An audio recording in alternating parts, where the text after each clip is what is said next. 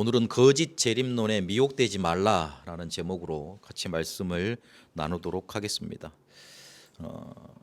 우리가 역사 그리고 교회사 성경에 일어난 흐름들을 볼 때 과연 복음이 제대로 증거된 적이 많았나 한번 이 생각을 좀 해보고 질문을 해봐야 됩니다.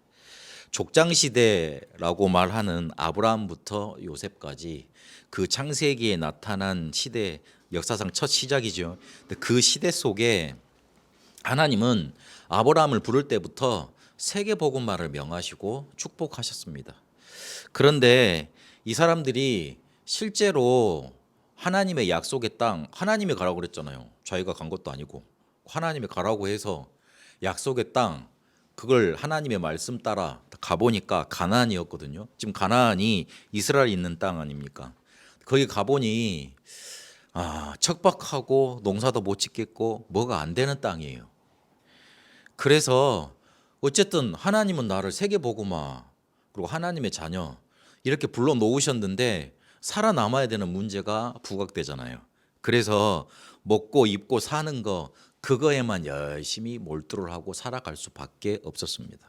근데 그 흐름이 그 아들, 그 손자들에게도 그대로 유전이 돼서 야곱과 그다음에 에서가 결정적으로 그것 가지고 싸우는 일들이 일어나죠.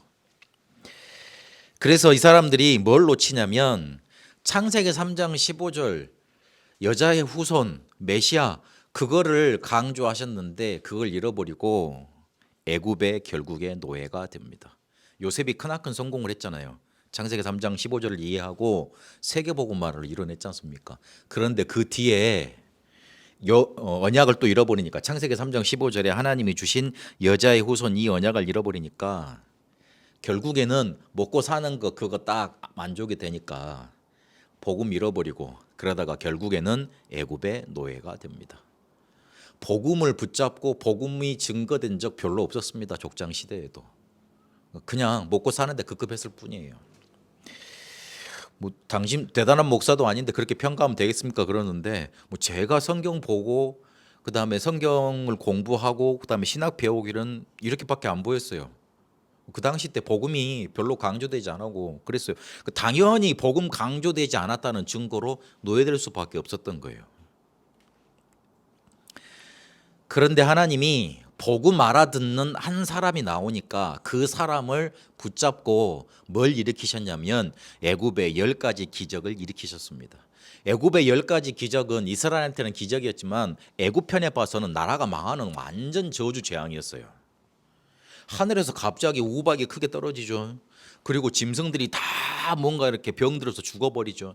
파리떼가 덮쳐서 이렇게 입도 벌리질 못해. 그리고 물은 피로 변해. 해는 빛을 잃어버리고 깜깜해져. 그리고 가장 사랑하는 아들, 큰 장자, 그게 죽어요. 모세가 하나님께 말대답을 많이 했습니다만은 단 한 가지는 하나님께 물어보질 않았어요. 단 한 가지는 하나님과 통했습니다. 그게 뭐냐면 출애굽기 3장 18절에 피제사 드리러 가라, 희생제사 드리러 가라. 그 이야기는 안 물어봤어요. 하나님, 왜 우리가 국력을 키워야지, 군대를 양성해야지, 그리고 무기를 사오고 외교 전략을 펼치라 그래야지 왜 하나님 우리 보고 제사 드리라고 합니까? 요거를 일반 사람 같으면 우리 같으면 물었을 거예요. 그런데 모세는 그 사실을 안 물어봤습니다.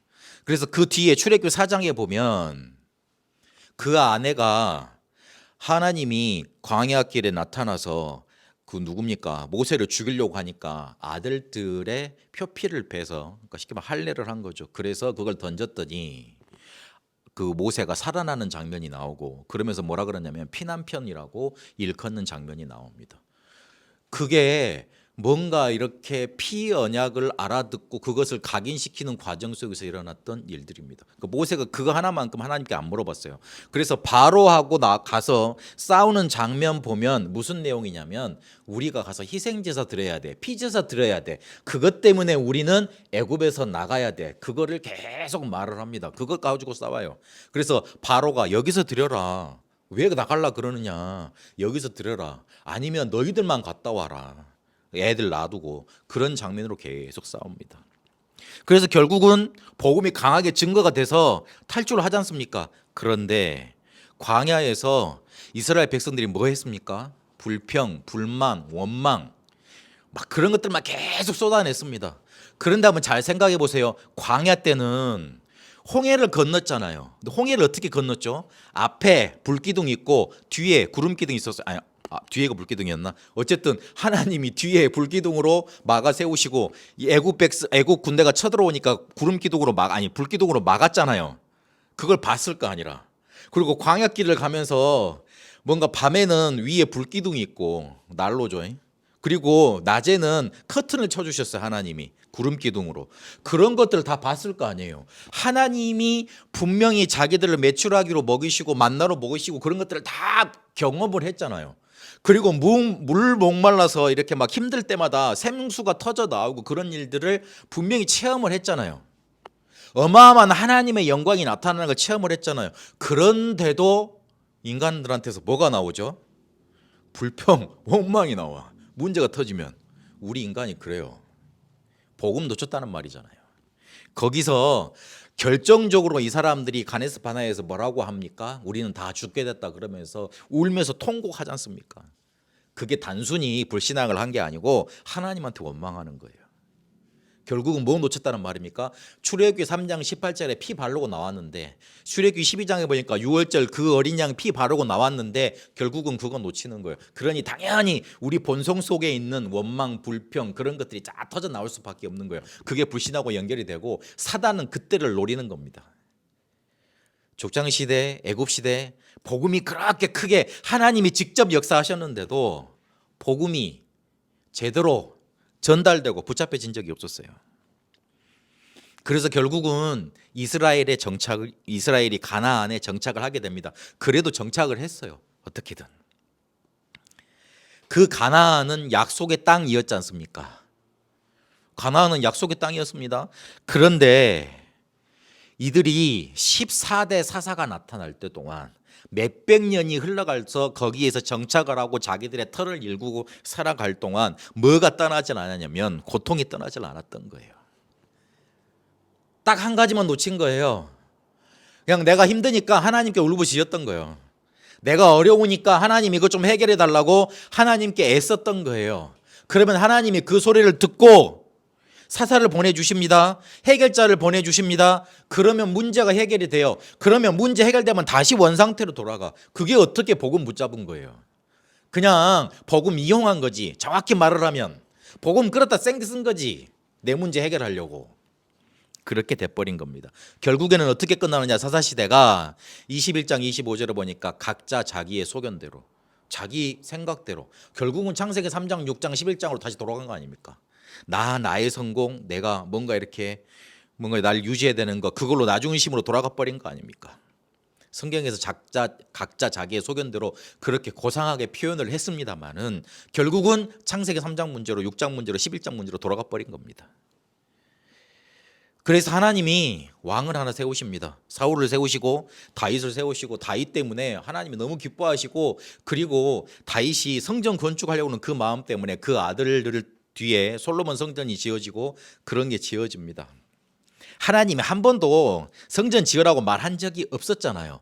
그런데 언약궤를 모실 성전을 짓고 제사를 드리고 예배할 성전을 짓습니다. 그러나 그 뒤에 일어나는 왕들이 결국은 또 복음 잃어버리니까 복음 강조되지 않으니까 뭐합니까? 권력 다툼만 했습니다. 하나님은 유명한 제사장들, 대단한 제사장들을 세웠습니다. 그래서 일평생 그리고 24시 백성들을 위해서 이스라엘 위해서 하나님을 섬기고 교회를 섬기고 성전을 건축하고 그리고 관리하는 사람들을 제사장을 세웠습니다. 그런 레위지파를 세웠습니다. 그런데 이 사람들이 그 성막 건축하고 성전 건축하고 교회에서 나오선 일하고 관리하는 그 일 때문에 다 지쳐가지고 실제로 이 제사가 그냥 매너리즘이라고 그러죠. 그냥 맨날 드리는 걸로만 빠졌지. 거기서 정말로 복음이 이런 것이다. 그리스도가 이런 분이다. 이거 전해지지는 못했어요. 하나님이 또 이스라엘 백성이 불신하러 가니까 선지자들을 많이 세웁니다. 그래서 말씀을 전달하게 하시고 그 구약성경의 선지자들 메시지 보면 대단한 경고 메시지들이 많지 않습니까? 그런데 미안하지만 본질은 놓쳐버리고 하나님이 왜 그렇게 경고성 발언을 계속 하셔야만 됐는지 그거에 대한 사실은 놓쳐버렸어요. 왕이 나타나고 제사장이 나타나고 선지자가 나타났지만 이스라엘 백성이 결국은 어떤 시대로 끝나버립니까? 바벨론에 포로됐고 결국에는 로마에 속국됐어요. 나라가 완전히 없어져 버린 거예요. 그런 저주 재앙을 또 만나버렸습니다. 복음이 조금 선포되려 그러니까 왕, 선지자, 제사장은 누굽니까? 그리스도를 예표하는 직책 아닙니까? 그리스도를 예표하는 직책이 나타나서 또 복음 좀 강조하려 그러니까 또 잃어버리고 어떤 결과를 맞이했느냐? 나라가 완전히 없어지고 포로되고 속국되는 그런 일들을 맞이하게 된 겁니다. 이때 그리스도가 오신 거예요. 그래서 그 그리스도 오심으로 뭐가 시작됐냐면 초대교회가 시작이 됐습니다. 그 그리스도가 십자가에 달려 돌아가시고 부활하셔서 제자들에게 하나님 나라의 일 그거 설명하시고 성령 충만 약속하셨잖아요. 사도행전 2장에 그렇게 성령 충만이 임하셨잖아요. 그 뒤부터 마가다락방 교회에서부터 초대교회가 일어나고 번져나가고 일이 일어나기 시작했습니다. 이 초대교회 때 복음이 강조되면서 무슨 일이 일어나느냐? 로마가 복음화됐습니다. 지금까지는 이스라엘이 전혀 강대국에 가서 영향력을 많이 못 미쳤어요. 뒤집어 엎지를 못했다고요. 한 사람 한 사람 렘넌트들이 일어나서 큰 증거는 나타냈지. 그러나 그 사회 전반을 그 나라 전체를 뒤집어 엎지는 못했어요. 그런데 단 한 번 성경에 세계 복음화를 정말로 이뤘던 때가 있었습니다. 그때 어디 있냐면 초대교회였어요. 이 사람들이 싸웠냐? 그렇지 않아요. 투쟁했냐? 그렇지 않아요. 복음만 말하고 복음만 누리고 죽이면 죽임을 당하고 빼앗으면 빼앗김을 당하고 뭔가 이렇게 억울한 누명을 씌우면 그대로 당하고 바보들 같았어요. 그러나 초대교회에 뭐가 제대로 증거되었냐? 복음이 제대로 증거됐어요. 예수를 그리스도라고 제대로 고백했던 교회가 어디였냐? 마가다락방 교회였어요. 안디옥 교회였어요. 마게도냐 교회였어요. 로마 교회였어요. 그들을 통해서 그 시대가 복음화되고 그 지역이 복음화되고 나라가 복음화된 겁니다. 313년입니까? 기독교 공인하잖아요. 결국에는 기독교가 로마의 국가 종교가 됩니다. 이긴 거잖아요. 복음이 딱 한 번 그렇게 강하게 강조됐던 겁니다. 그런데 그 뒤에 무슨 일이 일어납니까? 교회가 커지니까 와 이거 권력 가져보니까 좋거든. 옛날 우리나라의 민주 막 투쟁하다가 이분들이 막 그때는 이렇게 막 그 대의가 있었잖아요. 이분들이 정치를 잡아보니까 저는 잘할 줄 알았거든요. 좋은 세상이 올 줄 알았거든요. 그런데 별로 그렇지 않더라고요. 비슷하게 가더라고요. 지금은 완전히 비슷해져 있잖아요. 자기들도 누가 이렇게 뭐라고 못할 만큼 비슷한 길을 가요. 결국은 그리 되더라고요. 교회도 그러는 겁니다. 핍박 받을 때는 굉장히 본질을 추구하고 근본을 추구하고 복음을 강조했는데 이게 권력을 맛보니까 좋거든요. 권력에 뭐가 따라옵니까? 돈이 따라옵니다. 힘이 있는 곳에 돈이 따라붙습니다. 그래서 우리 사업하시거나 직장 다니거나 그 공부하는 그 렘넌트들을 보고 왜 힘을 가져라 그러냐면 내가 힘이 있어야지만 지식, 지혜도 따라오고 그러니까 쉽게 말하면 샘 솟는 거죠 나한테서. 힘이 있어야지만 나한테 뭔가 이렇게 따라와요. 힘이 없으면 이걸 가질 수가 없는 거예요. 그러니까 너무 많은 걸 가지다 보니까 너무 많은 걸 가지다 보면 뒤에는 뭐가 생깁니까? 문제가 생기게 돼 있어요. 그 교황을 보고 교황이라 그랬으니까 그 교회의 수장을 보고 뭐라 그랬냐면 교황이라 그랬으니까 교회의 황제. 그리고 교회의 황제는 교황은 한 나라만 통치하는 게 아니고 전 나라를 통치하는 거잖아요. 그렇잖아요. 그 힘이 더 세지 일반 황제보다. 그래서 그것 때문에 막 싸웁니다. 그래가지고 교회에 반하는 그런 세력들을 마녀로 몰아가지고 완전히 막 처참하게 종교 재판하고 막 난리도 아니었습니다. 그 교회사에 보면 종교 재판 이렇게 모아놓는 그런 책이 있거든요. 끔찍해서 못 봐요. 틀도요 이렇게 막 사지를 뜯어놓는 사형틀 있잖아요. 불로 태우든지 아니면 이렇게 막 그 쇠꼬챙이 같은 거 해가지고 막 찌집을 해가지고 막 하든지 어마어마한 것들이 많습니다.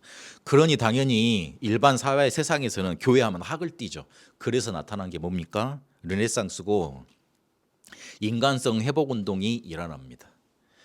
그러니까 그때 안 되겠다. 인간성을 회복해야 되는 운동이 일어나고 또 종교 개혁이 일어나지요. 그때 한번 유럽의 전 세계의 복음이 선포가 됩니다. 그런데 그때도 교리 회복하고 실제로 성경의 말씀 회복했지만 그 방법은요 전쟁이었어요. 그러니까 유럽 사람들이 더 학을 떼는 거예요. 저것들 지네들 원래 본질 초대교회 회복한다 그러면서 원래 복음 회복한다면서 사람 죽이는 일만 한 거예요. 루터는요 일평생동안 싸우기만 했어요. 복음 전하긴 했지만 칼빈도 막 칼로 비었다니까. 그래서 칼빈인지 모르겠는데 어쨌든 안 통하네요 오늘은. 그래가지고 막 사람들 이렇게 살리는 일은 안 하고 막 제약하고 눌러 앉히고 이런 일만 했다니까요. 그런 사람들이 못 버티지. 지식인들은 조금 머리가 있으면 지금이나 옛날에나 지식인들은 조금 자기들을 좀 인정해주고 그런 걸 원하는데 못 버티죠. 그러니까 자꾸만 근세 때 무슨 일이 일어나냐면 하나님 없는 허무지 뭐 이런 것들이 계속 일어난 겁니다. 결국에는 1차, 2차 대전 맞아서 뻥 난리가 나버렸잖아요. 종교 개혁이 일어나고 뭐 대단한 교회가 권력을 잡고 그런 일이 일어났는데 한 번도 복음이 제대로 확산된 적이 없고 복음이 증거된 적이 없어.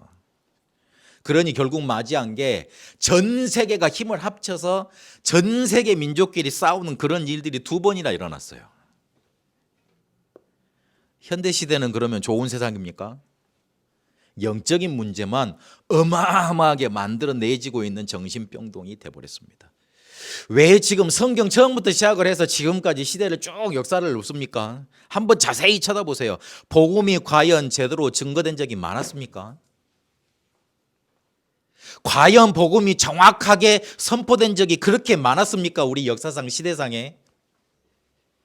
우리나라의 전쟁만 1000번 일어났대요. 우리나라 그 5000년 반만년 역사라 그러잖아요.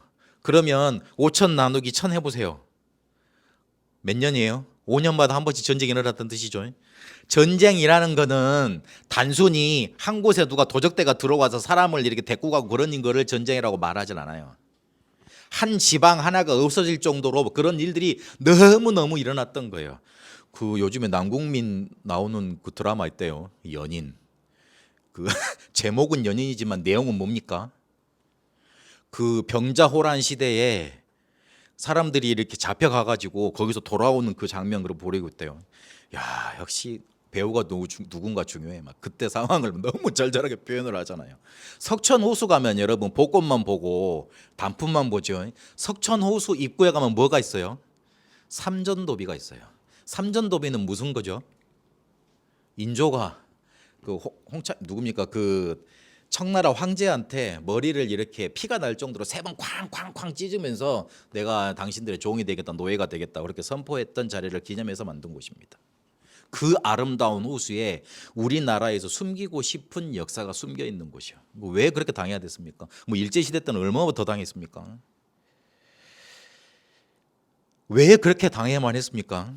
우리나라가 알지도 못하게 우상 숭배하고 도리를 신이라고 섬기고 그리고 가진 것들을 이렇게 우상 숭배하면서 살았던 민족입니다. 복음이 한 번도 강하게 강조된 적이 없었어요. 하나님은요 우리한테 복음 주시려고 했는데 이게 단 한 번도 미안하지만 증거된 적이 별로 없었다고 봐야 돼요. 시대마다 일어났던 재앙, 전쟁 바라보면 그럴 수밖에 없는 결과가 나와요. 그러면 여기서 하나 더 생각해 봐야 될 거. 복음을 제대로 전달하지 못하고 복음이 제대로 증거된 적이 없는데 그러면 그 복음을 가지고 그거를 설명하는 신학과 신앙생활이라는 게 제대로 나올 수 있었겠습니까? 본질하고는 다른 것 틀린 것 자기의 것 결국 극히 자기적인 입장에서 자기 생각에서만 복음을 붙잡고 살았던 거예요. 그러니 당연히 하나님의 응답이 안 올 수밖에 없죠. 왜 하나님 나한테 응답을 안 해주시느냐, 왜 하나님 나를 안 써주시냐 그러는데 하나님이 사용하실 수가 없고 하나님이 축복하실 수가 없고 하나님이 역사하실 수가 없는 거예요. 복음을 하나님은 분명히 주셨는데 그 복음 제대로 못 붙잡고 있으니까.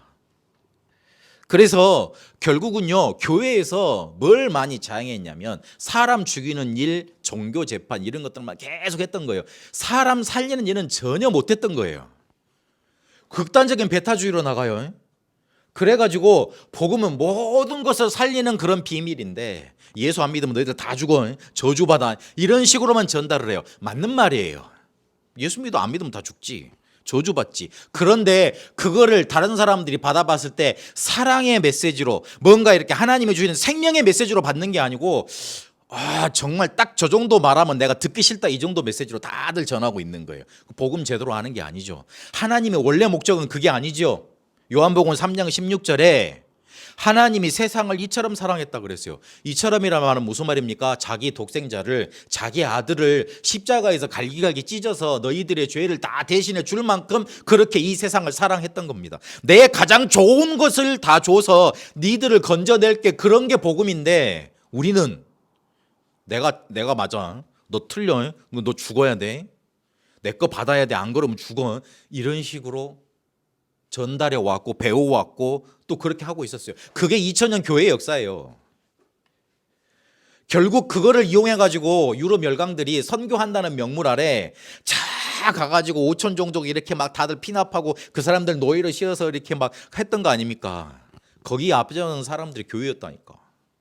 지금 보면 너무나 뭔가 이렇게 끔찍한 역사들이 교회를 통해서 많이 저질러졌어. 그게 왜 그랬냐면 복음이 한 번도 제대로 정확히 강조된 적이 없고 증거된 적이 없었기 때문에 그래요.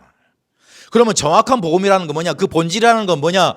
왜 그리스도를 믿어야 되는지, 왜 복음을 받아야 되는지 이유가 먼저 발견되는 게 정확한 복음의 정확한 복음이 증거되는 첫 시작이에요. 쉽게 말을 해서 왜 예수 믿어야 되는지, 왜 그리스도야 되는지, 왜 복음이어야 되는지 이유가 제대로 발견되고 전달돼야 돼요. 대부분요, 복음 왜 필요하다고 말을 하냐면 자기가 죄인이래, 자기는 나쁜 짓을 많이 했대, 그래서 자기는 지옥 가야 된대, 저 사람은 지옥 가야 된대, 그래서 하나님이 우리한테 복음 주실 때 그 정도로 알고 있어요. 그렇지 않아요. 모든 사람이 하나님을 떠나 있어요. 그래서 사단한테 잡힌 겁니다. 그래서 결국은 하나님을 떠날 수밖에 없었습니다. 하나님을 떠나서 결국은 나 중심, 내 것 중심, 내 성공만 따르다가 하나님을 반역하게 돼 있어요. 그게 성경에서 말하는 우리 인간의 문제예요. 그거를 우리가 갖고 있는데 결국은 그것 때문에 저주 재앙 받아야 됩니다. 그거 우리가 해결할 수 없어요. 그래서 그리스도를 보내신 거예요. 예수를 보낸 게 아니에요. 원색복음에도 말씀드렸지만 예수를 보내시겠다고 약속하는 거 아닙니다. 메시아 그리스도를 보내겠다고 약속을 하셨어요. 그 그리스도가 우리 인간의 근본 문제, 우리가 해결하지 못하는 문제를 해결하겠다고 약속하신 거예요. 그 그리스도가 이 땅에 오셨는데 그분이 바로 예수십니다. 그래서 우리가 예수 믿는 겁니다. 맨날 들어도 같은 말 같은데 또 지나보고 나면 그래요. 굿시하네.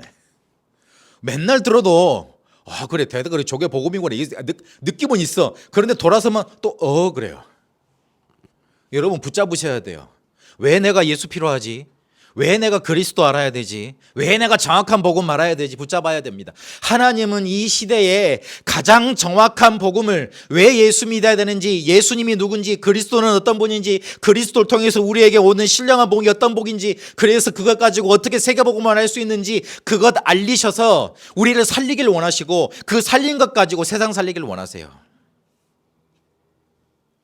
정확한 복음, 지금만큼 강하게 강조된 때가 없었습니다.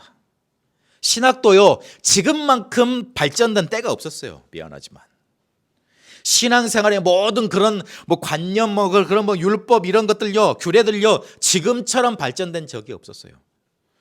거기서 뭐 붙잡아야 되느냐? 정확한 복음 붙잡아야 돼요. 그거 아니면 우리 못 살아요. 또 우리도 지금까지 제가 읊어드렸던 그 역사상에 일어났던 저주를 또 당하고 살아야 돼요. 나는 당해도 괜찮지, 이미 망해버린 인생이니까. 그런데 우리 후대도 그런 저주 재앙 속에서 살아야 된다니까. 왜 복음을 그렇게 열내면서 강조를 합니까? 그리스도 좀 안 믿으면 안 됩니까? 그렇게 저한테 물어보실지는 모르겠는데, 모르겠어요. 그렇게 나오는 걸 어떡합니까? 창세기 3장 얘기만 말하려고 그러면 너무 열이 받고 나는 그거 말해야 되겠고, 그리스도 강조하려고 그러면 이렇게 심장이 뛰고 힘이 나고 이것만 말해야 되겠다고 생각이 드는데 그걸 어떡할 겁니까? 하나님이 내 인생 속에 그리스도를 그렇게 말하라고 나를 그렇게 이끌어 와줬는데 어떡할 겁니까? 그런 목사를 여러분이 만났으니까. 어쨌든요, 정확한 복음, 그거를 제대로 이해를 못했으니 하나님이 주시고 하는 축복 이런 것들을 자꾸 다른 것 틀린 것 자기의 것으로 해석을 합니다. 그러니 당연히 재림론, 가장 중요한 종말론, 그것도 헷갈리게 자기 식대로 이해할 수밖에 없죠. 미혹될 수밖에 없는 거예요. 복음이 정확지 않으니 내가 가지고 있는 성경을 바라보는 관점, 신학, 그리고 그거 가지고 내 삶을 살아가는 신앙생활, 요게 발라질 수 없고, 그러니 당연히 가장 중요한 마지막 마침표인 재림론, 종말론도 당연히 미혹되게, 당연히 뭔가 어설프게 붙잡을 수밖에 없는 거예요. 그러니까 흔들려요.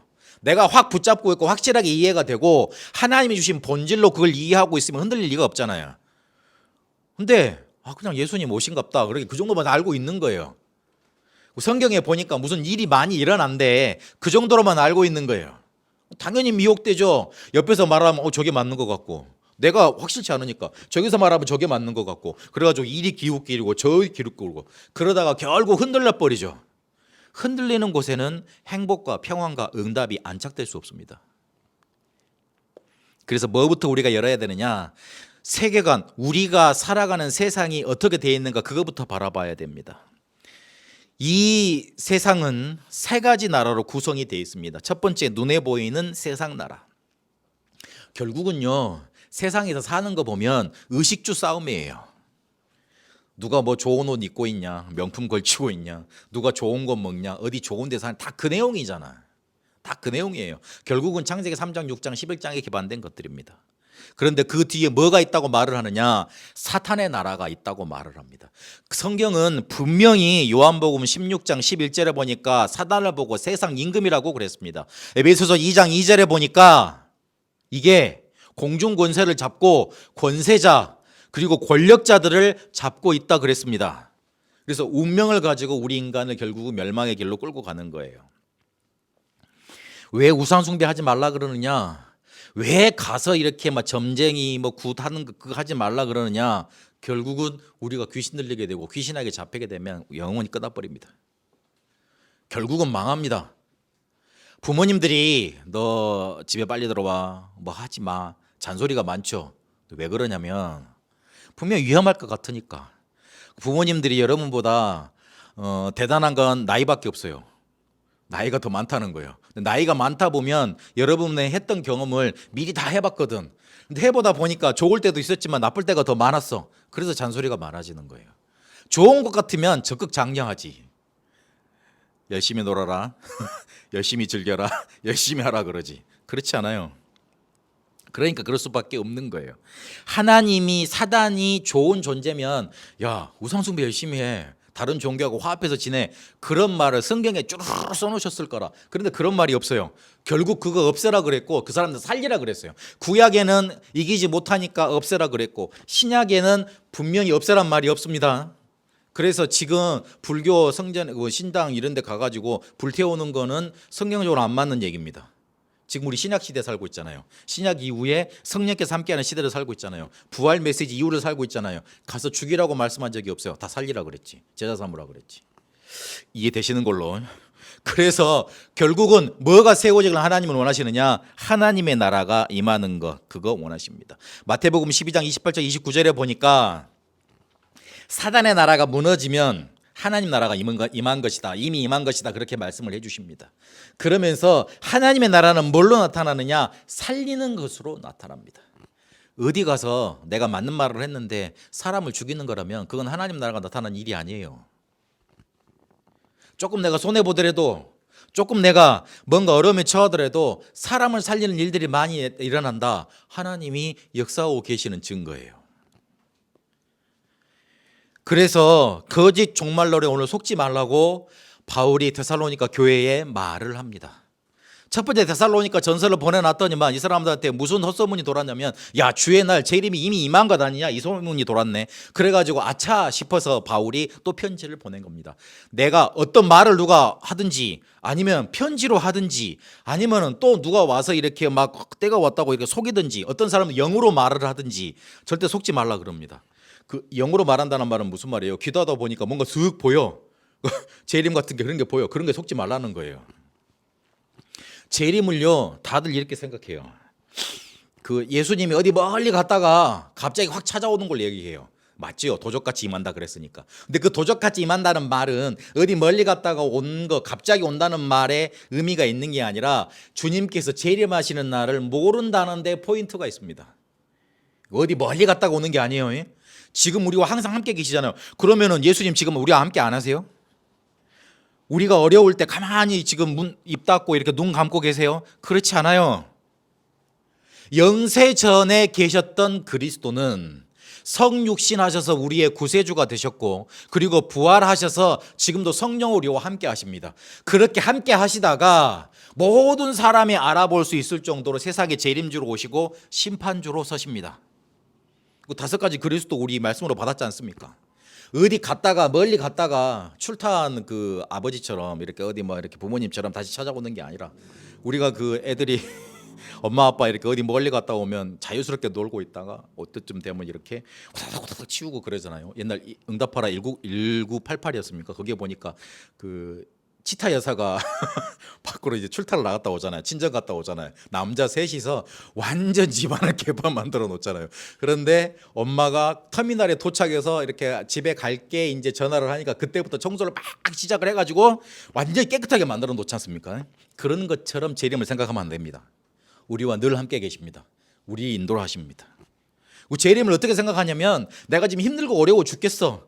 한 대 맞으니까 막 괴롭고 힘들거든. 그렇게 꾹꾹 참고 있는 거예요. 그런데 그래, 예수님이면 하나님이니까 내 모든 것을 다 위로해 주겠지, 해결해 주겠지. 그래, 다 니들 봐라, 재림 오면 니들 다 이렇게 멸망시키고 내 분함 원함 다 이렇게 풀어주고 니들 다 이렇게 멸망시킬 거야. 그렇게 알고 있어요. 그게 문제인 거예요. 다들 재림을 그렇게 해석해. 종말을 그렇게 말을 해. 그러니까 자꾸 오버 액션이 나오죠. 잘 살아야 된다, 깨끗하게 살아야 된다, 모든 걸 다 이렇게 바쳐라, 이런 식으로 나오죠. 아닙니다. 시한부 종말론이 그렇게 해서 온 겁니다. 그래서 그 영어로나 말로나 편지로나 하는 거 절대 속지 말라 그랬어요. 흔들리지 말라 그랬어요. 그리고 멸망의 아들이 나타나기 전까지는 아직 아니라 그랬어요. 이 멸망의 아들을 학자들마다 여러 말로 표현을 했다고. 어떤 사람은 교황이다, 뭐 로마 권력이다 표현을 했잖아요. 근데 이 시대에, 지금까지 역사 시대에 자기를 하나님이라 칭하면서 이단이라는 적그리스도가 어마어마하게 났지 않습니까? 이게 바로 멸망의 아들이겠죠. 그런데 그 이단이나 적그리스도들이 어마어마하게 많이 나타났잖아요. 그래서 멸망의 아들이 나타난 거, 거기에 기준점을 두면 그게 누구냐고 파고들면 정의할 수가 없어. 신학자들도 포기를 했더라고. 그게 누군지 모르겠다고. 그런데 딱 하나, 우리가 재림의 날이 올 때를 예측할 수 있는 딱 한 가지 기준이 있습니다. 그게 어디예요? 마태복음 24장 14절이에요. 이 천국복음이 천하 만민에게 증거되어야 하리니 그제야 끝이 오리라 그랬습니다. 하나님이 심판을 하시는데 다 불러 모았어, 전 세계 인류를. 그랬는데 한 사람이 딱 손들면서, 하나님 왜 우리 심판해요? 나는 복음 들어본 적도 없는데. 그럼 어떡해?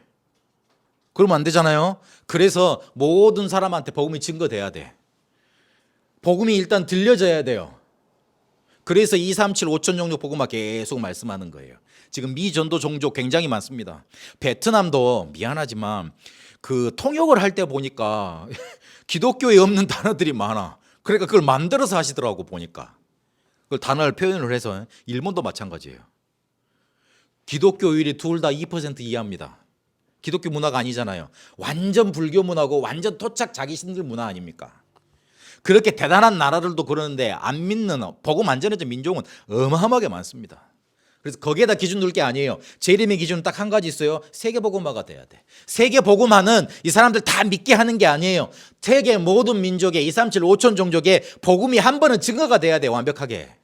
제대로 된 복음이 증거가 돼야 돼요. 그래서 앞으로 우리 렘넌트들과 성도님들은 미래에 우리가 살아갈 복음운동을 어떻게 생각하셔야 되느냐. 고린도후서 10장 4절에서 5절까지 사단의 진, 견고한 진을 꺾는 영적인 싸움을 하면서 복음 전한다, 이렇게 붙잡으셔야 됩니다. 중세 이후에 인본주의가 일어나가지고요, 인간성을 회복한다고 딱 인간 중심으로 돌아가 버렸습니다. 딱 창세기 3장 6장 11장으로 완전히 돌아간 겁니다. 그게 지금 우리 교육 속에, 우리가 배우고 있는 책들과 그런 것 속에 다 담겨져 있습니다. 그리고 좌우로 나뉘어서 좌가 좋다, 우가 좋다, 우가 진리다, 좌가 진리다. 자꾸 이 싸움 하잖아요. 타협점이 없어요. 극과 극으로 가는 거야. 특히 우리나라에서는 내 사상 이념 아니면 니들은 다 없어져야 돼, 이런 생각이라. 야, 이거 내분이라도 내전 일어나겠어 보니까. 당연히 분열과 전쟁이 일어날 수밖에 없는 겁니다. 그래서 이것들을 사로잡고 있는 사단의 견고한 진을 꺾는 영적인 싸움을 하는 게 우리가 앞으로 해야 될 미래의 복음운동이고, 그리고 세계복음화 운동입니다. 정확한 복음이 제대로 증거된 적이 없으니 가장 우리가 소망하면서 기다려야 될 재림 종말론에 대해서도 틀리게 알고 있어요. 급박하게 막 일어나는 걸로. 그렇지 않습니다. 우리가 해야 될 것 지금도 해야 됩니다. 복음운동. 그러면 오늘 바울의 말을 다시 한번 생각해 봐야 됩니다. 2절 끝에 보니까 마음이 흔들리거나 두려워하거나 하지 말아야 된다, 그렇게 말을 합니다. 망대를 세우고 가세요. 흔들리지 마세요. 흔들리게 되면 무너집니다.